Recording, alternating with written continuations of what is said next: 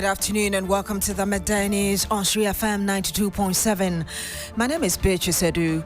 The news is also live on Kasmi 107.1 FM and across the world at 3news.com. Coming up in the next 30 minutes.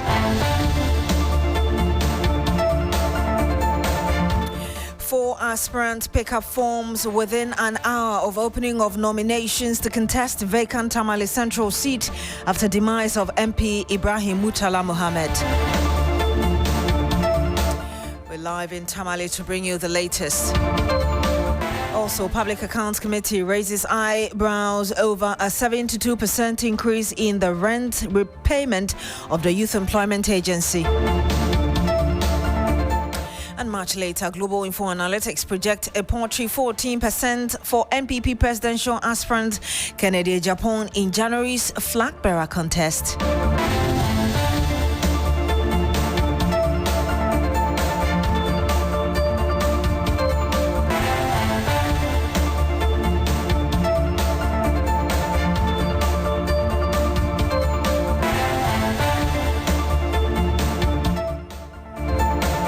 Thank you very much for joining us this afternoon. Now, the offices of the National Democratic Congress in Tamale is bustling with activities as nominations officially opened today for prospective aspirants to pick form for the upcoming Tamale Central Parliamentary primary. The governing party has slated September 6, 2025 to elect a candidate for the Tamale Central by-election scheduled to take place on 30th September. Remember that the Electoral Commission declared the seat vacant following the tragic death of the incumbent Member of Parliament Ibrahim Murtala Mohammed in a helicopter crash. This afternoon, correspondent Christopher Amoakon is reporting that four aspirants have already picked their forms within 1 hour after nominations opened. Let's listen to exactly what he's saying.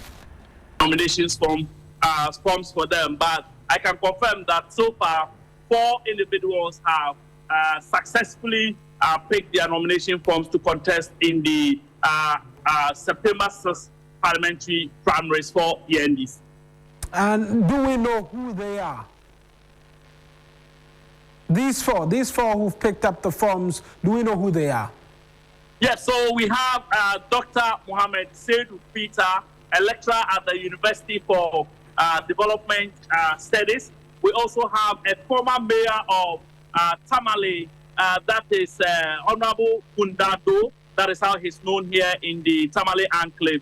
We also have an executive member of the National Council, that is former secretary of the NDC in the Northern Region, lawyer Rao, has also successfully picked his nomination. And the female is one, Honorable Monica, who also sent someone to come and pick the nomination forms on her behalf. So that is the 4 so far who have successfully picked their nominations. We understand that more are yet to come because the list that have shown interest, more of them are yet to come and pick their nomination forms. Just quickly, Christopher, we understand that 4 picked, but there are some who are raising concerns. What are these concerns that they've been speaking to you about?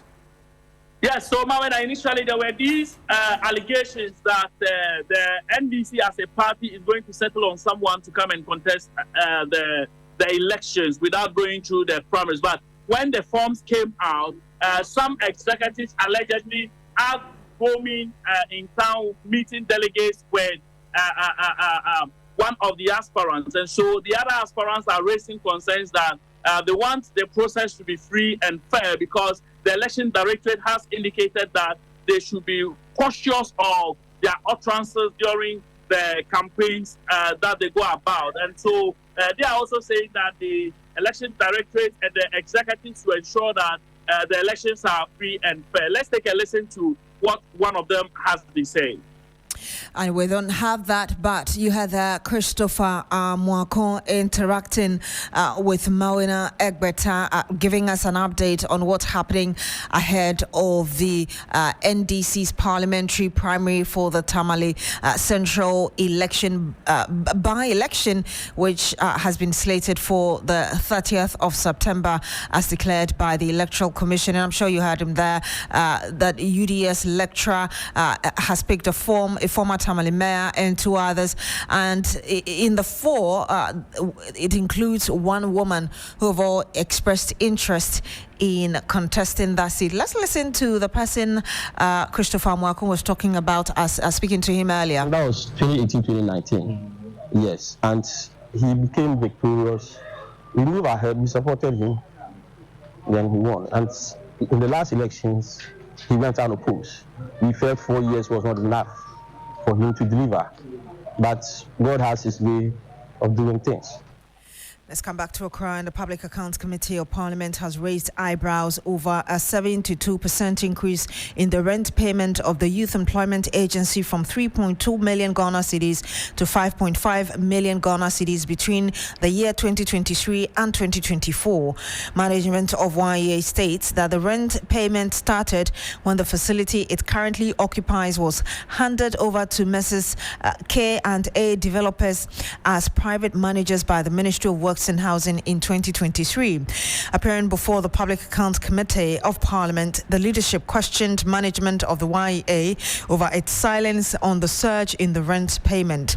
The Minister for Youth Development and Empowerment, George Opareado, announced an engagement with the Office of the Chief of Staff to find a permanent accommodation for the Youth Employment Agency as part of efforts to tackle the high cost of rent. Let's listen to what he said before we bring you an update from the committee sitting today. That the CEO and myself have engaged with the Chief of Staff's office in respect to permanent accommodation for the YE, and we are working on that. And so I believe in due time we will report to this August House what plans have been made and what facilities have been allocated to us so that the YE can move into a more permanent premises, and then we'll do away with the rent issues. Thank you.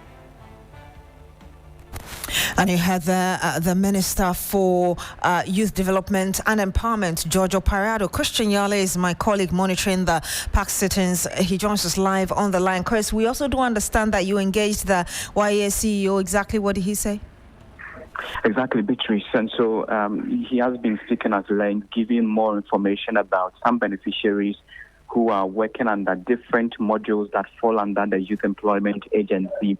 Notable among them is those who are working under the sanitation module, and even those who fall under the community police and the rest. He gives an update that as of now, the YEA, after performing some validation exercises, has been able to pay some 2 months arrears owed to these beneficiaries, albeit those who have not, been to the validation or gone through the validation will not be part of the disbursement of the payment for these 2 months arrears. He even mentions, for instance, that in the next 1 or 2 weeks, they are planning on disbursing another 2 months arrears to these beneficiaries. He makes the point that he is even advocating that their, allowances are increased at least to the minimum wage that every Ghanaian is supposed to receive. That Beatrice, the other conversation, which is about the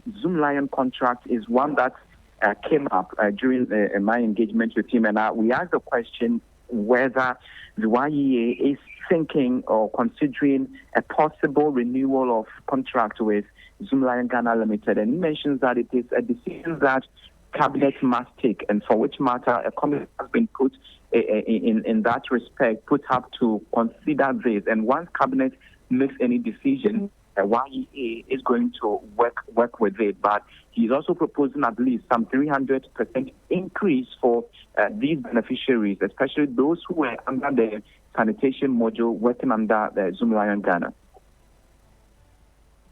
Very much. Like I said, I assumed office to meet assets and liabilities. When I came into office, we're owing some beneficiaries 1 month, some 2 months, and I decided that in order to avoid the payment of persons who were not actively working, various beneficiary audits were conducted to ascertain the fact that whoever we were supposed to pay was indeed a push.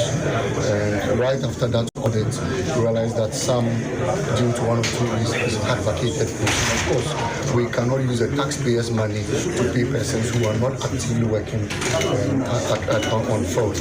And so the validation was conducted, the audit was conducted, and we got the real number of persons on grounds. And like I told the committee yesterday, we approved payments of 2 months for persons who have been validated. And so let me state emphatically that whoever has not gotten their 2 months payment was not validated and was not at fault, and that person can challenge us anywhere, because once enough we cannot pay, and so the coming weeks we'll pay the balances of persons. But this time we're going to ensure that strict measures are taken. Remember the case of the National Service Secretariat, where persons are purported to have been paid monies and they did not deserve, and we don't want that to happen at YEA. You all know me.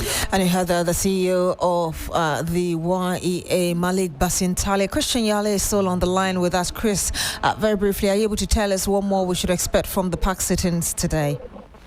Exactly, Beatrice. So a number of ministries, departments and agencies are expected. Yesterday, for instance, we were to expect the Education Ministry, which could not show up. It is expected that the ministry, together with 8 assigned agencies, would appear before the Public Accounts Committee today to answer questions in relation with the Auditor General's 2024 report. As we speak right now, there are some agencies under the Youth Empowerment, Youth Development and Empowerment Ministry, which are before the committee answering questions as contained in the Auditor General's report. And so it is just expected to be a very lengthy day, because a number of the schedules for yesterday were moved to today, so it won't be like a double work sort of for the committee, but we keep eyes on what transpires here.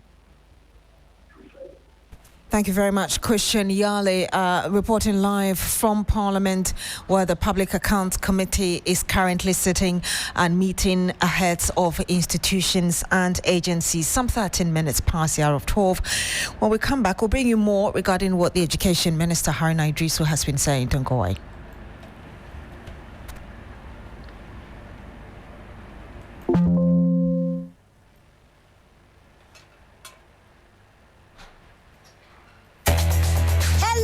Everyone, prices continue to drop at Electroland Ghana Limited. CDA Picky promotion on Samsung, TCL, Media, and NASCO Electronics. Get a NASCO 24-inch LED flat for $899 Ghana cedis. Starting from 2,999 Ghana cedis, you can get 6 kg NASCO washing machine plus a free gas stove. And the Media Inverter 1.5 HP R410 Unicool split comes with a free blender. And when you purchase 65, 75, and 85 TCL QD Mini LED 4K TVs, you will get a free TCL FHD Smart Android TV. Now buy a Samsung 578, 582, and 636-liter side-by-side refrigerators and walk away with free microwave grill. Go to our showrooms and dealer stores across Ghana now. Call 050-315-9739 or www.electrolandgh.com for inquiries.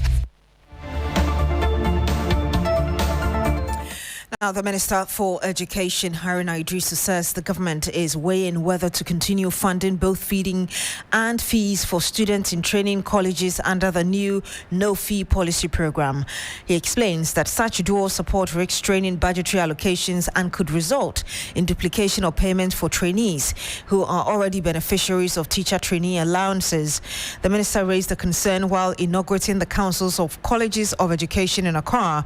He also said that the government is already committing huge sums across the education sector and called for broader consultations to avoid overlap in expenditure.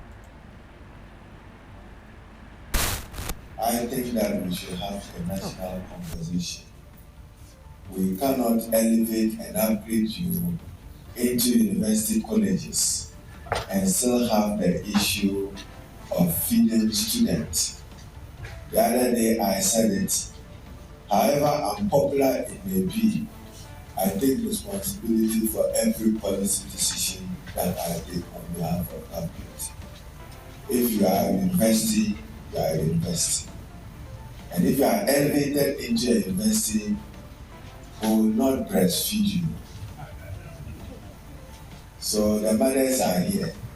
It's for good reason that when the baby get into some toddler position, you wean the baby of the breast milk. Let's have a national conversation. If we have to improve the allowances, we improve it. So, Director General, just take note of this matter as I bring it to the public. Teacher trainee allowances we are paying. Professor Joe, the Honorable Forces just drew my attention to it. So, we are paying teacher trainee allowance.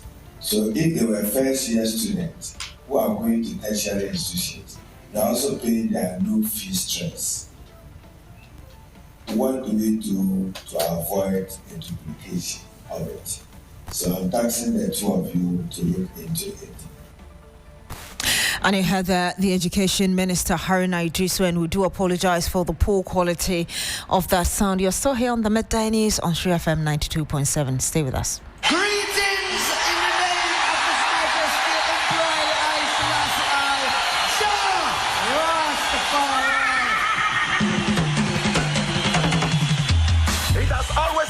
A journey of Pan-Africanism and consciousness. It is your regular taxi driver with the urban blend and 3FM 92.7 in living stereo every day, Monday to Friday from 12:30 p.m. till 3 p.m.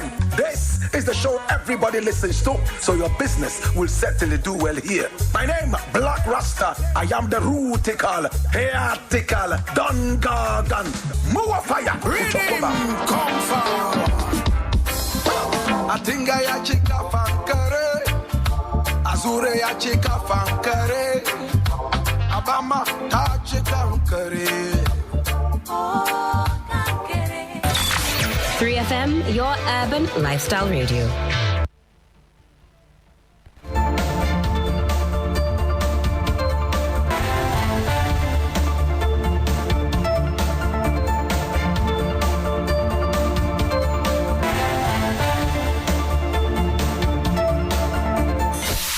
Accra, Ghana, Africa, and worldwide. Join us. 3FM.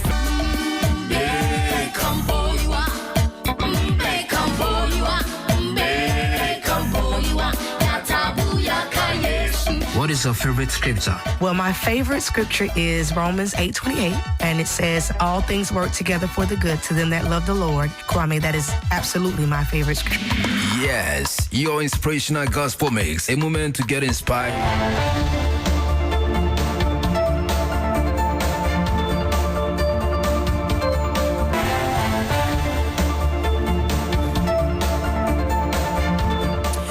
And you're still here on the Midday News on Shri FM 92.7. Now, the National Youth Organizer of the governing National Democratic Congress, Joseph Yamin, has raised alarm over the conduct of anti-Galamsey task forces operating in parts of the Ashanti region. Addressing residents of Obontiso in the Amansia West District, Yamin alleged that some of the task force teams are harassing and extorting licensed small-scale miners under the guise of combating illegal mining. He said the proliferation of unauthorized and overlapping groups had worsened in recent months, with uncoordinated operations sparking tensions in mining communities. Yamin is appealing to President John Mahama to intervene and suspend the activities of these task forces until proper regulations and coordination are ensured. This is a report filed by Evans Inkum. His comments followed recent clash at Manso Bonteso by residents and Inspector General of Police Special Anti-Galamsey Task Force. The incident happened after the task force seized a packed excavator. Yamin believes the operations is unregulated, uncoordinated, and opened the door for some imposters. Task forces can never be said as fighting illegal mining, but rather extorting monies and creating problems. He appealed to the President, John Dramani Mahama, and the Inspector General of Police, Christian Tetayono, to withdraw all the police anti-tax force from the mining communities. Meanwhile, the Ashanti chapter of the Ghana National Association of Small-Scale Miners, Frank Osei, said the association supports the government's effort to clamp down on illegal mining, particularly within protected areas such as forest reserves and river bodies.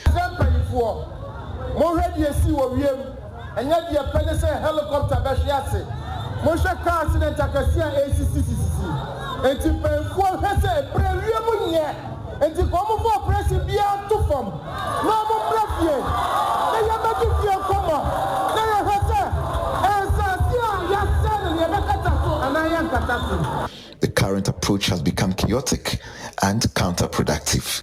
And you heard Northern Bureau Chief William Evans Income with that report.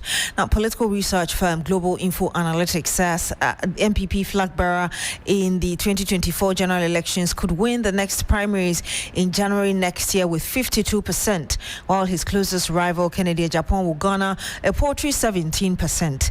It also predicted that the current General Secretary, Justin Frimpong Kodia, will retain his role as General Secretary, while John Boadu is leading in the race for chairmanship with 32%.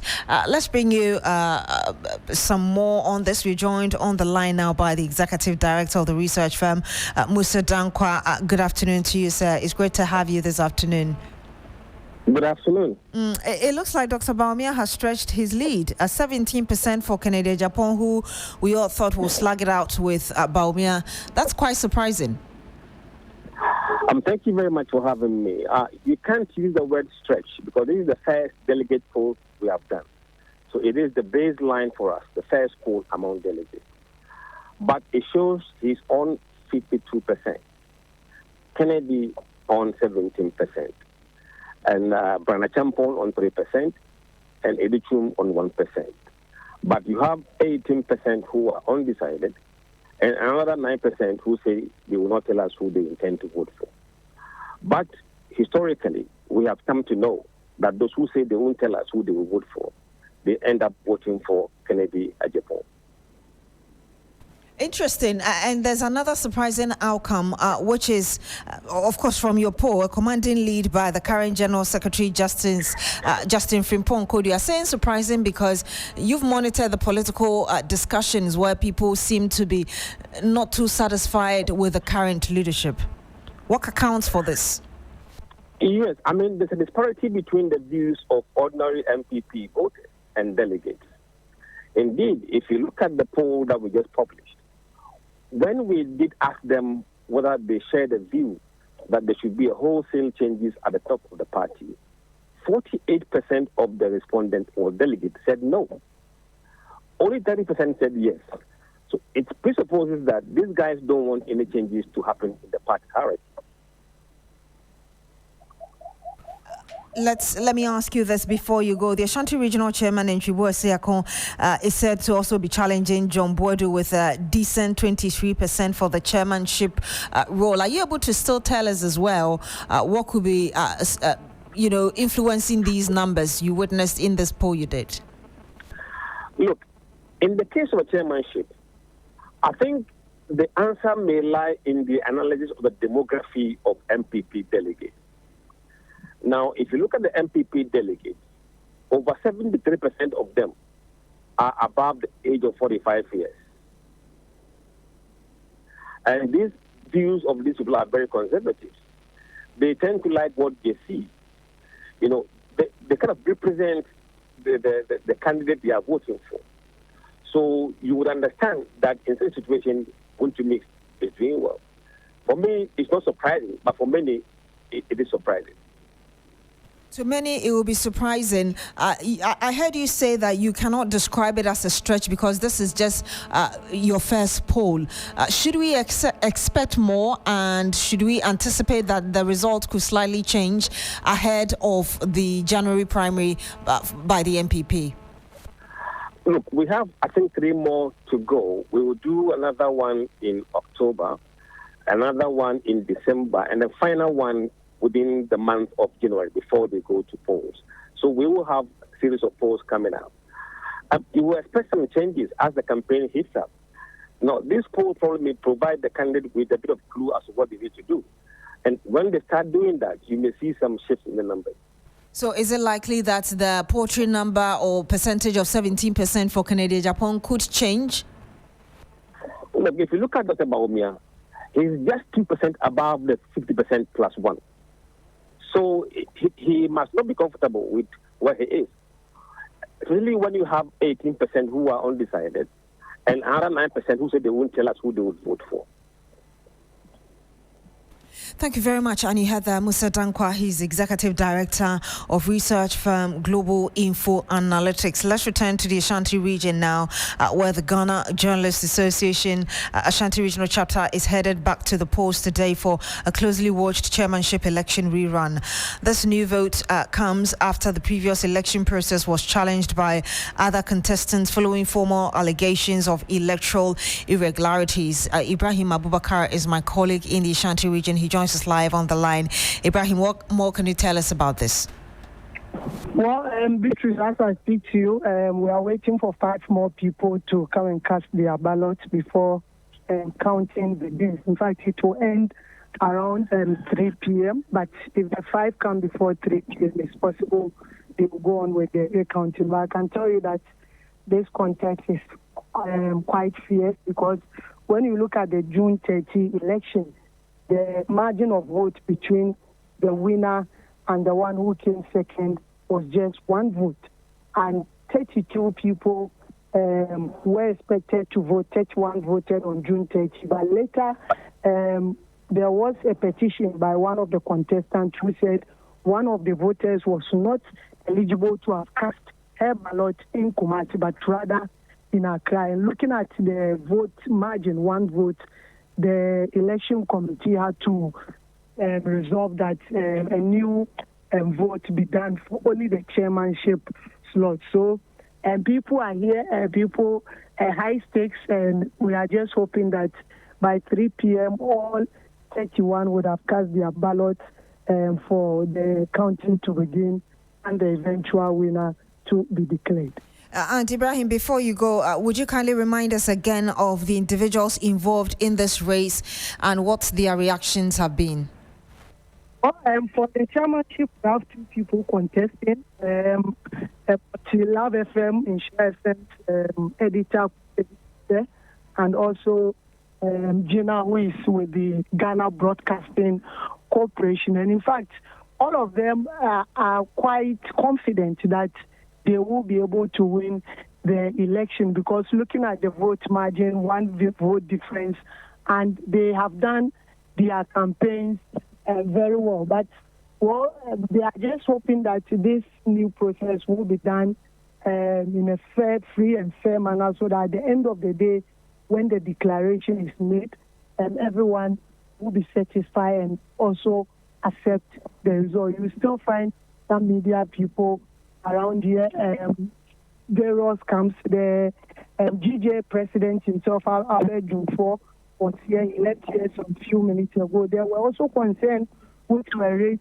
some few minutes ago regarding proxy. Others were challenging why a campaign manager of one of the candidates had to stand in as proxy and vote for a voter who is out of the country. But that one has been resolved, because the GJ President Albert Jumfo is saying that is the discretion of the voter. He decides who he should appoint to vote for him, and for that matter, he doesn't see that as any challenge. The EC officials have also understood, all candidates have understood, and voting is currently ongoing smoothly. Thank you very much, Ibrahim Abubakar, Ashanti Regional Correspondent. Now, in the next few days, the Minister for Communications, Sam George, will meet the leadership of the Postal and Courier Services regulations to discuss awareness creation of the need for courier riders to be licensed. We'll bring you some more in our subsequent bulletins. My name is Beatrice Edu. Thank you very much for joining us on the Midday News this afternoon. Log on to SriNews.com for more news.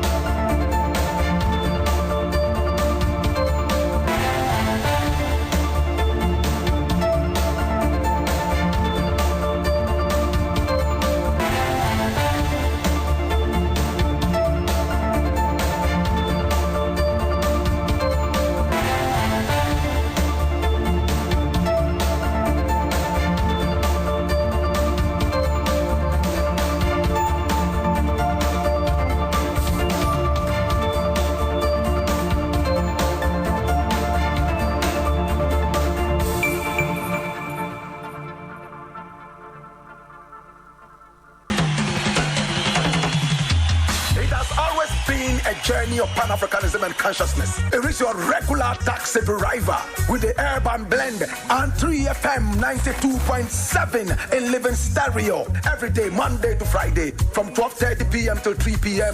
This is the show everybody listens to, so your business will certainly do well here. My name, Black Rasta. I am the rootical, hairtical, Don Gargan, Mua Fire, come forward. I think I chika fankare, Azure ya chika fankare, Abama ta chika fankare. 3FM, your urban lifestyle radio.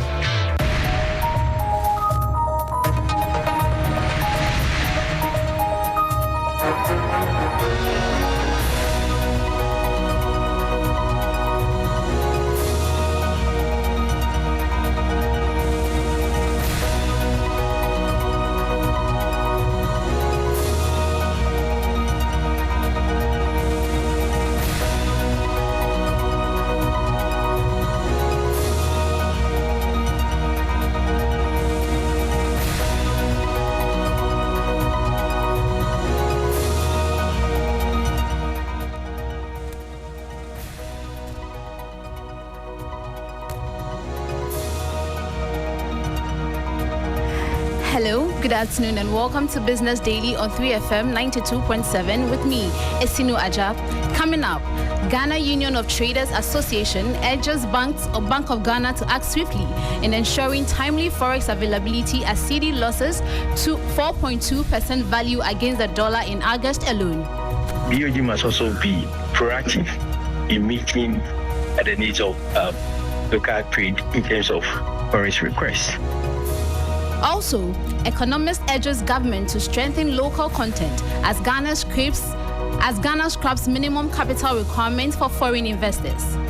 We need to find a way that we will improve local content to benefit from FDI. These stories and others lined up for you. Please stay tuned.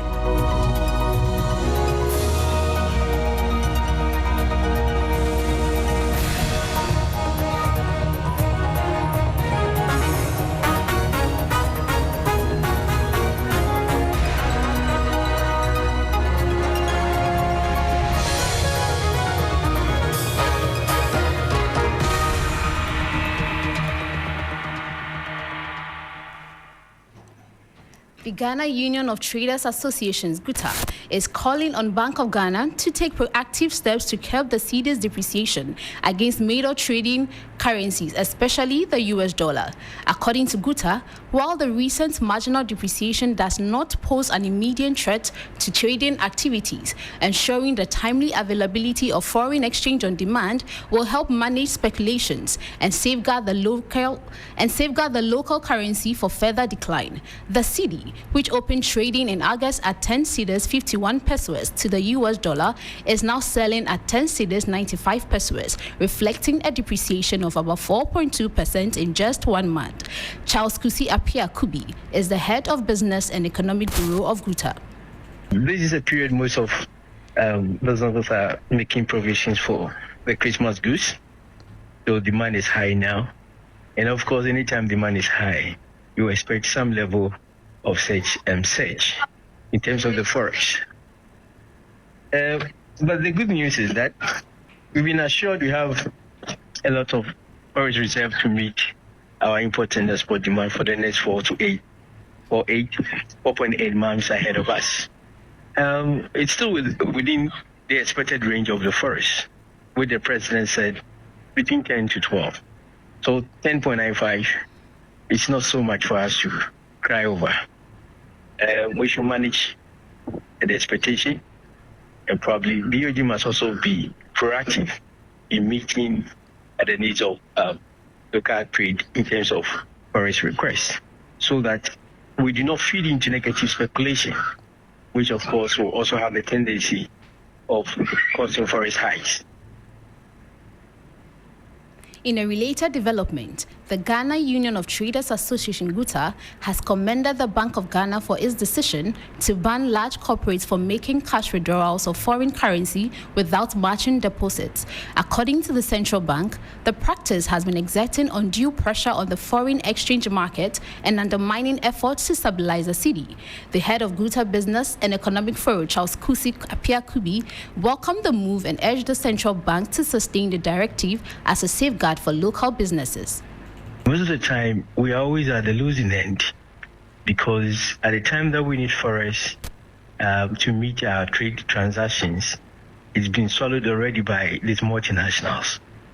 So when BOG is asking multinationals to make corresponding forex available for their transactions, I think it's in the right direction. And in that way, it will help the local businesses also able to do transaction within the forex market without stress. It brings some level of stability within the market. It reduces the stress, the pressure that at the time of forex demand we put on the little reserve that we have for ourselves as a country.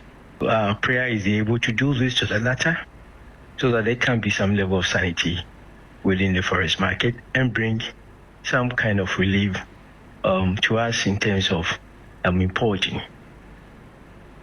That was Charles Kusi Appiah-Kubi, the head of Business and Economic Bureau at GUTA. Now, the financial economist, Dr. Eric Boakye-Yadom, is urging government to put in place stronger local content measures to ensure Ghana fully benefits from foreign direct investment inflows. This follows President John Dramani Mahamed's announcement in Tokyo that government will scrap the minimum capital requirements for foreign investors as part of reforms to the GIPC Act, a move aimed at positioning Ghana as a more open and competitive investment hub. While welcoming the decision, Dr. Yadom insists deliberate strategies must be adopted to safeguard local businesses and ensure meaningful participation of Ghanaians in the investment space. In our domestic economy, whatever we need to do to attract local efforts, I think it's in the right direction.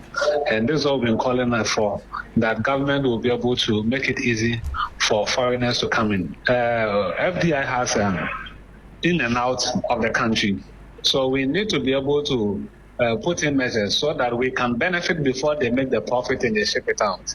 Like if we take many Chinese countries that are in Ghana, the Chinese man owns, let's say, a bitumen, a cement, another Chinese company owns a cement factory, another produces iron rod, the other owns a restaurant. The money moves within these foreigners, and at the end of the year, they move the money in the form of profit to their home country or parent company. We need to find a way that we will improve local content to benefit from FDI. Other than that, there will just be a pass-through effect, and the country will not benefit much. That was Dr. Eric Boakye-Yadom, a financial economist and a senior fellow of the African Policy Lens. Now to our next story. The Ghana Revenue Authority has reiterated its commitment to making tax payments more convenient and accessible through the use of innovation and technology. The head of authority's Customer Experience Unit, Dr. Brago Ntwi-Ejay, speaking at GRA's 2025 Customers Experience Conference in Accra, emphasized that the authority will continue to roll out innovative solutions aimed at easing the tax payment process for individuals and businesses.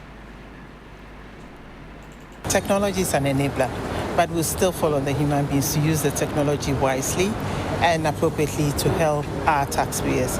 So in GRA, that's just the model that we have employed. There's a strategy we have employed to ensure that we have come out with so many digital platforms and the use of technology, just so that it makes it easier for our taxpayers to comply. As we mentioned, it is our desire, our vision, that the payment of taxes should be as easy as possible. So that's what we aim to do with the institution, bringing aboard digital platforms, technology, just so that taxpayers find it easy. Nobody likes to pay taxes, we know that. But we should not make the process also very tasking. So using technology is one of the customer experience tools that we are employing to make it easy for our taxpayers. That was Dr. Brago Ntwi-Ejay, the head of Customer Experience Unit at GRA. That will be all for Business Daily. For more stories, please check out our website on 3news.com. My name is Esinu Ajab.